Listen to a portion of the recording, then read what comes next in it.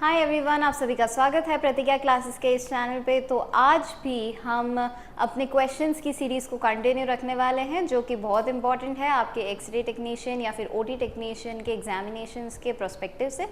तो आज के लेक्चर को शुरू करते हैं। अपना पेन पेपर एंड फोकस ज़रूर लेके बैठिएगा ताकि आपको क्लास के अंदर ही लर्न हो जाए। तो चलिए आज के इस लेक्चर को शुरू करते हैं। पहला क्वेश्चन हमसे कह रहा है what does MAS stands for in radiology. Radiology के अंदर ये MAS किसके लिए स्टैंड कर रहा है, ये सबसे पहले तो देख लीजिए। ये MAS जो है, ये MAS एक यूनिट है, एक तरीके की यूनिट है जो कि क्या बताती है हमको कि भाई production of current from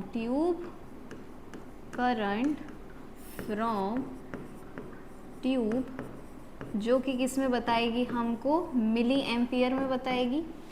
and exposure radiation, कितनी रेडिएशन की लाइंस पास थ्रू हुई है उस ट्यूब के अंदर पर सेकंड से, उसको हम बोल देंगे इन सेकंड के अंदर मेजर कर रहे हैं। ठीक है जी। तो ये एक तरीके की यूनिट है जो कि क्या बता रही है हमको कि भाई जिस ट्यूब के अंदर से वो रेडिएशन जा रही है उसके अंदर का करंट मेजर करके बताएगी मिली एम्पियर के अंदर।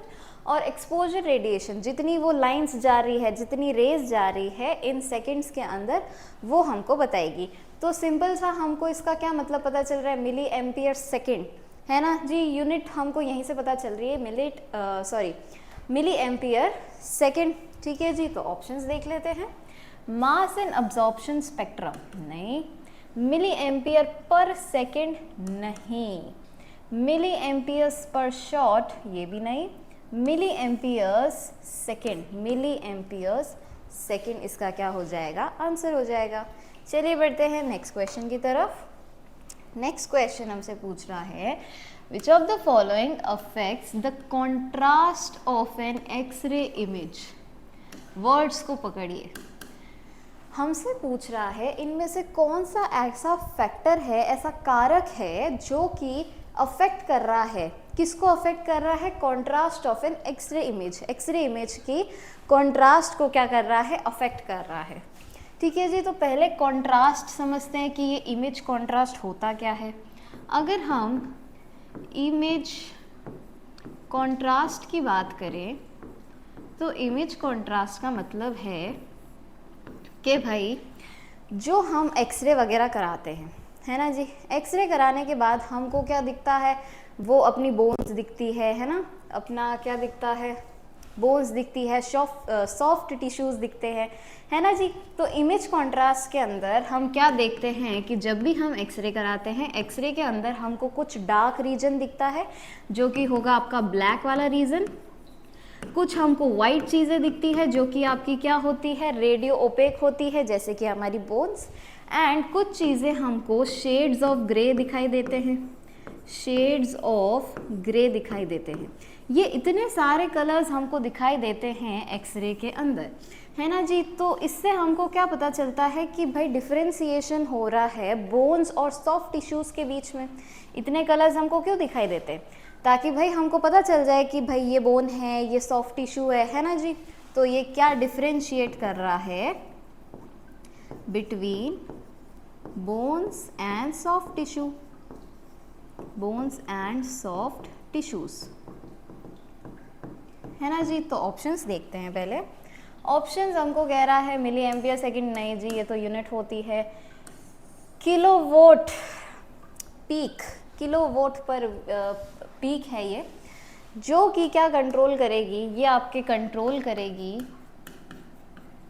कंट्रोल्स इमेज कॉन्ट्रास्ट, जिससे कि इमेज की क्या बढ़ जाती है, डेंसिटी बढ़ जाती है ना जी। SID नहीं, ये क्या करती है, ये तो कंट्रोल करती है, it controls image sharpness,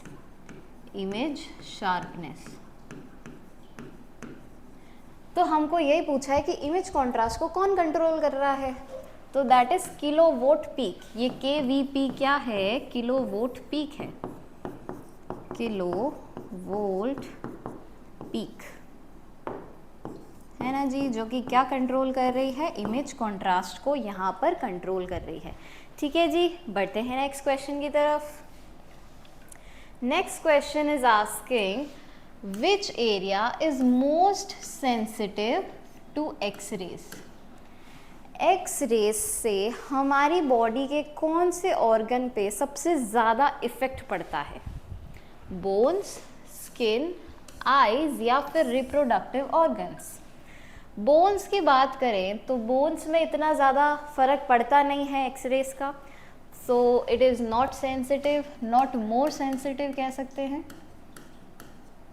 not more sensitive है ना जी। फिर स्किन की अगर बात करें तो जब हम एक्सरे कराते हैं तो स्किन हमारी कह सकते हैं सेंसिटिव है, लेकिन वो रेडिश होके रह जाती है, so it is quite sensitive, थोड़ी बहुत सेंसिटिव है। आई सेंसिटिव है लेकिन इतनी ज़्यादा भी नहीं है जितने हमारे ये रिप्रोडक्टिव ऑर्गन सेंसिटिव है। ये क्या है? मोर सेंसिटिव है। ऐसा क्यों है कि भाई ये मोर सेंसिटिव है? देखा जाए तो आईज भी ज़्यादा सेंसिटिव होनी चाहिए, लेकिन हम किसको कंसिडर कर रहे हैं? रिप्रोडक्टिव ऑर्गन्स को। रिप्रोडक्टिव ऑर्गन्स कौन कौन से होते हैं? Testis and ovary, testis and ovary है ना जी।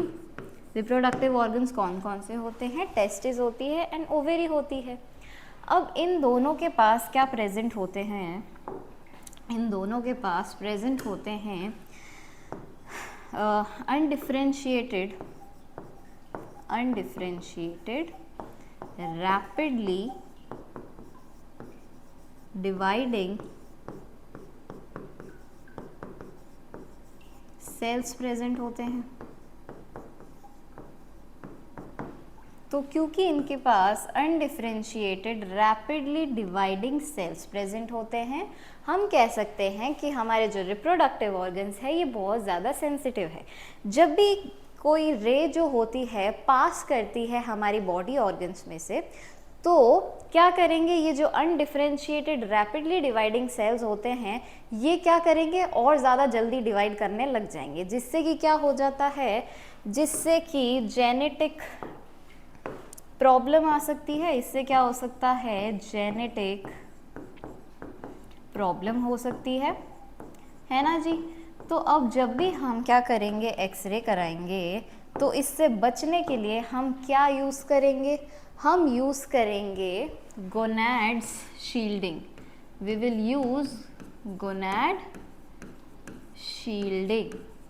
शील्डिंग का यूज़ करेंगे, जिससे कि हमारे ये जो मोस्ट कह सकते हैं सेंसिटिव ऑर्गन्स है इनका बचाव कर सकें। किसका यूज़ करेंगे? गोनैड शील्डिंग का यूज़ करेंगे at the time of x ray. ठीक है जी। क्या प्रेजेंट होते हैं इनके पास? Undifferentiated rapidly dividing cells present होते हैं, इसलिए क्या होते हैं? मोर सेंसिटिव होते हैं। क्योंकि इनके पास अनडिफरेंशिएटेड सेल्स प्रेजेंट होते हैं, ये रैपिडली डिवाइड करेंगे। जब भी आयोनाइजिंग रेज हमारे अंदर पड़ेगी तो क्या होगा? जेनेटिक प्रॉब्लम हो सकती है, इसीलिए इससे बचाव करने के लिए जब भी एक्सरे यूज़ करते हैं गोनैड शील्डिंग का हम यूज़ करते हैं। बढ़ते हैं नेक्स्ट क्वेश्चन की तरफ। नेक्स्ट क्वेश्चन हमसे पूछ रहा है what does radiolucent refers in an x ray image. कल एक टॉपिक आया था रेडियो ओपेक ऑब्जेक्ट का, जिसके अंदर वो सेकेंडरी बोन का प्रोडक्शन कर रहे थे, जो कि आंसर था हमारा प्रोस्टेट। आज हमको क्या पूछ लिया है? रेडियोल्यूसेंट। रेडियोल्यूसेंट हमने कल भी डिस्कस करा था। जो चीज़ें हमारी क्या होती है? रेडियोल्यूसेंट होती है, वो क्या करती है? एक्स रेस को कंप्लीटली पास होने देती है, allows X-rays to completely pass through it.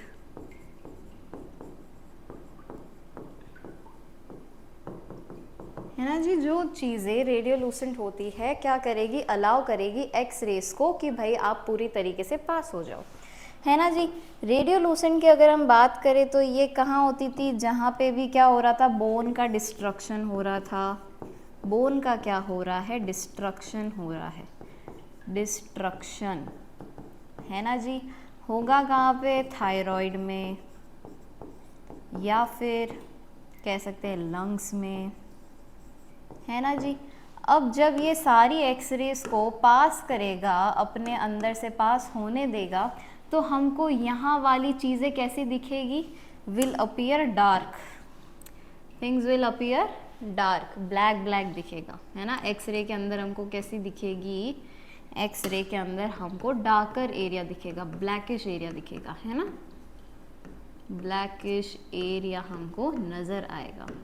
तो हमसे पूछा है कि रेडियोलूसेंट क्या होता है एक्सरे इमेज के अंदर, एरियाज दैट अपीयर वाइट, नहीं, ये तो कौन से वाले हैं, ये तो वही एरिया है जो कि क्या है, रेडियो ओपेक है, जैसे कि हमारी बोन्स जो कि वाइट अपीयर कर रही है, तो ये कौन है, रेडियो ओपेक,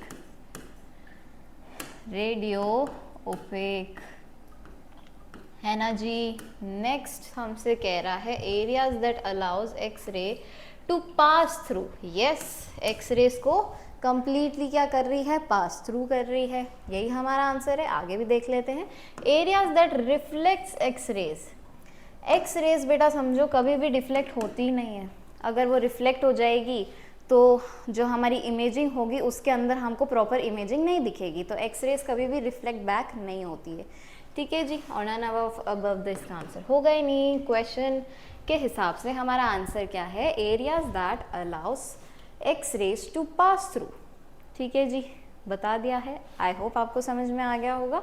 बढ़ते हैं नेक्स्ट क्वेश्चन की तरफ। नेक्स्ट क्वेश्चन पूछ रहा है, how does digital radiography support image sharing across the healthcare systems।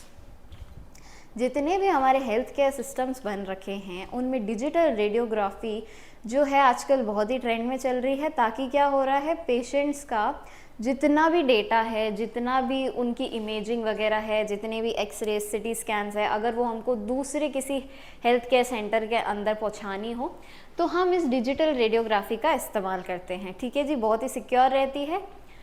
बढ़ते हैं इसके ऑप्शंस की तरफ। रिस्ट्रिक्ट्स फॉर्मेट, जितने भी हमारे फॉर्मेट है उनको रिस्ट्रिक्ट कर देगी, नहीं तो फिर आगे वाला हेल्थ केयर उनको देख नहीं पाएगा। लिमिट्स क्वालिटी, अगर क्वालिटी एज एन फैक्टर हम देखें तो जितनी भी एक्सरे इमेजिंग होती है वो प्रॉपर शार्प होनी चाहिए, कंट्रास्ट होनी चाहिए, अगर उसका क्वालिटी हम लो कर देंगे तो भी किसी काम का नहीं रहेगा, है ना जी। Requires physical media, physical media की अगर हम ज़रूरत पड़ रही है तो डिजिटल तो वो हुआ ही नहीं, है ना जी। Support seamless sharing via DICOM compatibility, ये DICOM क्या है, डिजिटल, इसको अलग कलर से लिख देते हैं,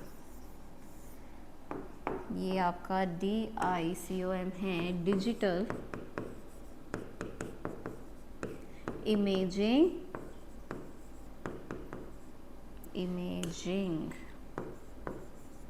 एंड कम्युनिकेशन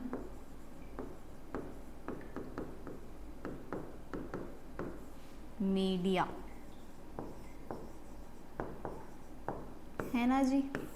ये फुल्ली सिक्योर होता है, इसी के अंडर से जितने भी एक्सरेज और सिटी स्कैन्स हैं पेशेंट के, वो सब क्या करेगी, हेल्थ केयर सिस्टम्स के अंदर ट्रांसमिट होगी, ठीक है जी।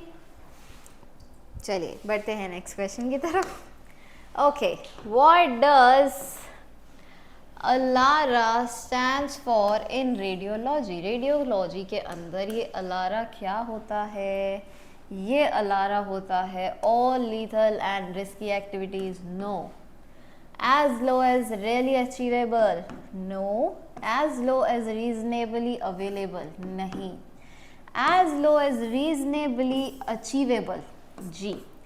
इसका मतलब समझते हैं, जब भी हम क्या कराते हैं, एक्सरे कराते हैं, एक्सरे कराते हैं या सिटी स्कैन कराते हैं तो उसके अंदर से क्या निकलती है, रेडिएशंस निकलती है। क्या निकलती है, रेडिएशंस निकलती है, जो कि अपने लिए क्या होती है, हार्मफुल होती है, जो कि हमारे लिए क्या होती है, हार्मफुल होती है ना जी। अब क्योंकि ये हार्मफुल होती है तो हम क्या ध्यान में रखेंगे कि जो पेशेंट है उसके हिसाब से जितनी कम हो सके उतनी कम रेजोनेंस की रेडिएशंस को हम क्या करेंगे, पास करेंगे, है ना जी। तो क्या करेंगे, पेशेंट के हिसाब से, according to the patient, according to patient, जो आपकी रेडिएशंस हैं हम उसको इतना कम कर देंगे, इतना कम कर देंगे कि बस रीजनेबली अचीवेबल होनी चाहिए, ज़्यादा हार्म ना करे वो उस चीज़ को, है ना जी। So the radiation should be as low as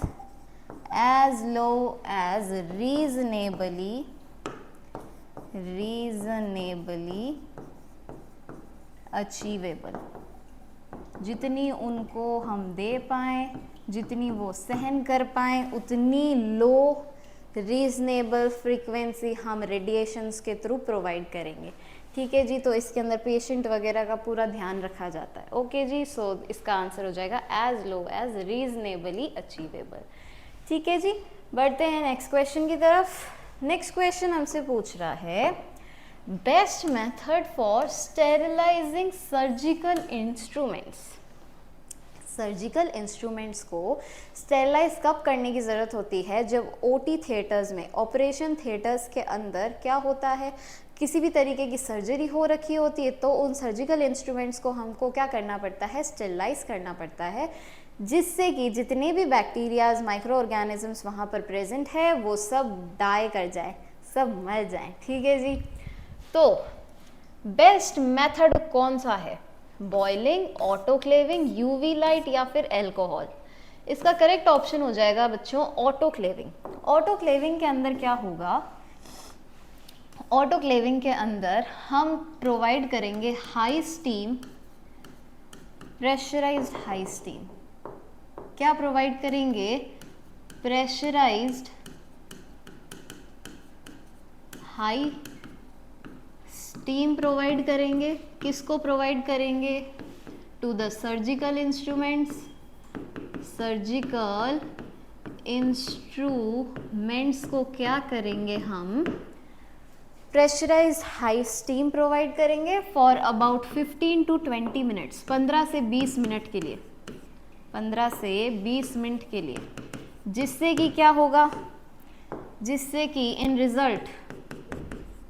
result क्या होगा, जितने भी माइक्रो ऑर्गेनिजम्स प्रेजेंट है, माइक्रोब्स प्रेजेंट है या फिर माइक्रो ऑर्गेनिजम्स जितने भी प्रेजेंट है वो सब क्या कर जाए, मर जाए, डेड हो जाए, है ना जी, डेड हो जाए।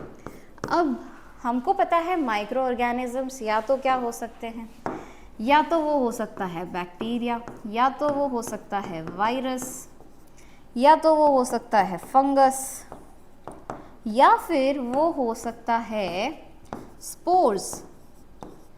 तो इन चारों में से जो बहुत ही हार्ड टू किल है, बहुत ही मुश्किल से जो डाई हो जाएगा, जो डेड होगा, that will be your spores.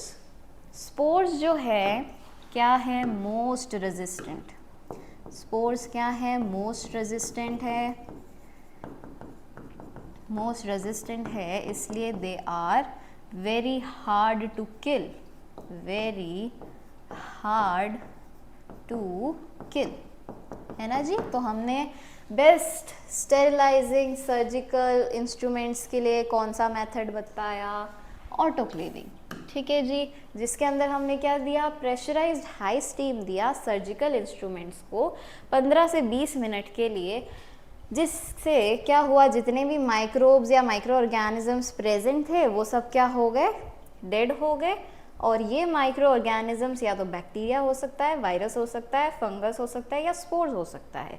Spores जो होता है बहुत ही रेजिस्टेंट होता है, इसीलिए it is very hard to kill. चलिए बढ़ते हैं नेक्स्ट क्वेश्चन की तरफ। Next question is chemical used in OT fumigation. Fumigation के अंदर ऑपरेशन थिएटर्स में कौन सा केमिकल को यूज़ करा जाता है? ये फ्यूमिगेशन क्या है बच्चों? ये फ्यूमिगेशन है, क्या है? ये फ्यूमिगेशन ही है आपका मेथड ऑफ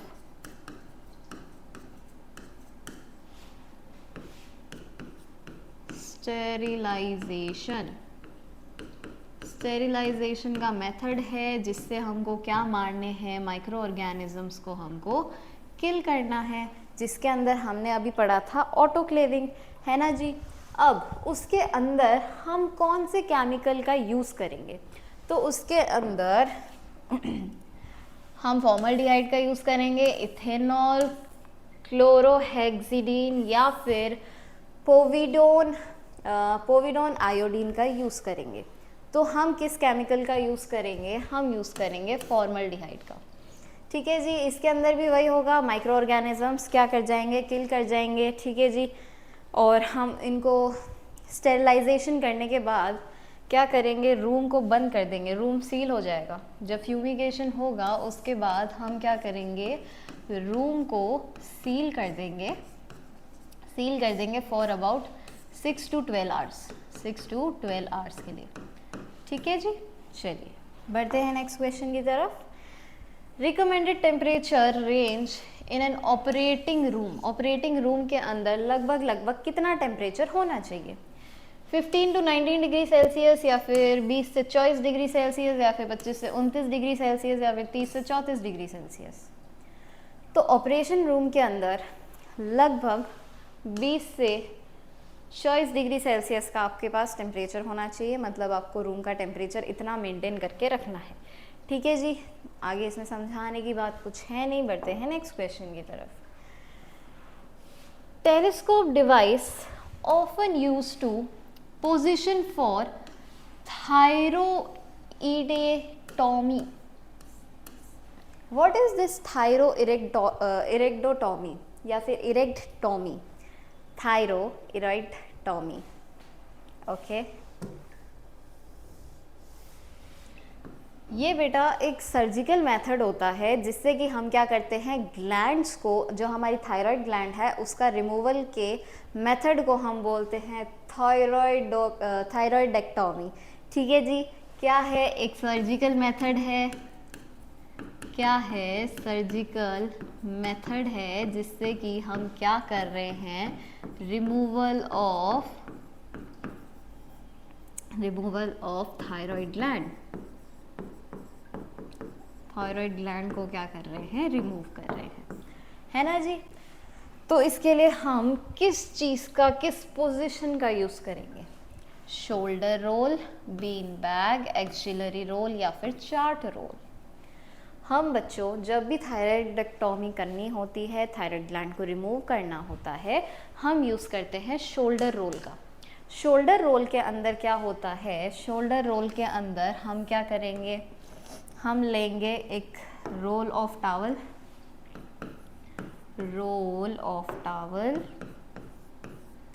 या फिर हम क्या लेंगे? या फिर हम ले लेंगे एक फोम ले लेंगे जो कि सर्कुलर सिलेंड्रिकल शेप का होगा, है ना जी। उस टॉवल को और फोम को हम रख देंगे पेशेंट के शोल्डर के नीचे रख देंगे। पेशेंट के शोल्डर के नीचे रख देंगे तो मतलब प्लेस्ड बीनेथ मतलब नीचे, बीनेथ द पेशेंट के पेशेंट्स शोल्डर, जिससे कि अब शोल्डर के नीचे रखा है, उससे क्या हुआ? नेक के अंदर एक स्ट्रेच आया है। नेक के अंदर क्या आया है? स्ट्रेच आया है। अब क्योंकि नेक के अंदर स्ट्रेच आया है तो वो जो थायराइड ग्लैंड है वो सरफेस के क्या आ गई? पास आ गई। तो इससे क्या हुआ? जो हमारी थायराइड ग्लैंड है, थायराइड ग्लैंड जो है ये क्या करी? सरफेस के पास आ गई, नियर द सरफेस आ गई, नियर द सरफेस आ गई, तो अब उसको रिमूव करने में क्या रहेगी, आसानी रहेगी। ठीक है जी, तो हमने क्या लिया, शोल्डर रोल का यूज़ किया। ठीक है जी, किस में, रिमूवल ऑफ थायराइड ग्लैंड में। ठीक है जी, किया क्या, हमने एक टॉवल का रोल लिया, फॉर्म लिया, उसको हमने रख दिया पेशेंट के शोल्डर के नीचे। जब हमने पेशेंट के शोल्डर के नीचे वो टॉवल रखा तो नेक में एक स्ट्रेच आया, उस स्ट्रेच की वजह से जो थायराइड ग्लैंड है वो सरफेस के क्या आ गई, पास आ गई, क्लोज आ गई, जिससे कि अब removal of thyroid gland will be easier. ठीक है जी, बढ़ते हैं नेक्स्ट क्वेश्चन पे। नेक्स्ट क्वेश्चन हमसे पूछ रहा है most resistant to sterilisation among the microbes. इनमें से कौन सा ऐसा माइक्रोब है जो कि बहुत ही रेजिस्टेंट है, it is hard to kill. पिछले ही क्वेश्चन में मैंने बता दिया था, वायरस, स्पोर्स, स्पाइरोचिट या फिर fungus. Correct option will be spore. यही स्पोर क्या है, most resistant, most resistant and it is hard to किल।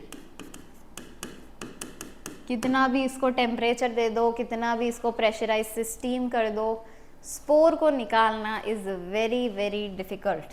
ठीक है जी, बढ़ते हैं आज के लास्ट क्वेश्चन की तरफ, जो हमसे पूछ रहा है definitive treatment for ventricular fibrillation is. Ventricular fibrillation के लिए डेफिनेटिव ट्रीटमेंट आप क्या रिकमेंड करेंगे? कार्डियक मसाज, डिफाइब्रिलेशन, थ्रोम्बोलाइसिस या फिर एंजियोप्लास्टी। सबसे पहले तो इस वेंट्रिक्यूलर फाइब्रिलेशन को अगर हम समझें तो इसके अंदर क्या होता है, एक ये बहुत ही कह सकते हैं it is a life threatening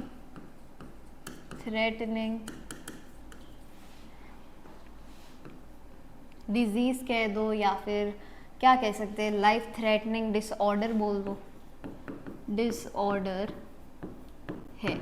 life threatening क्यों है?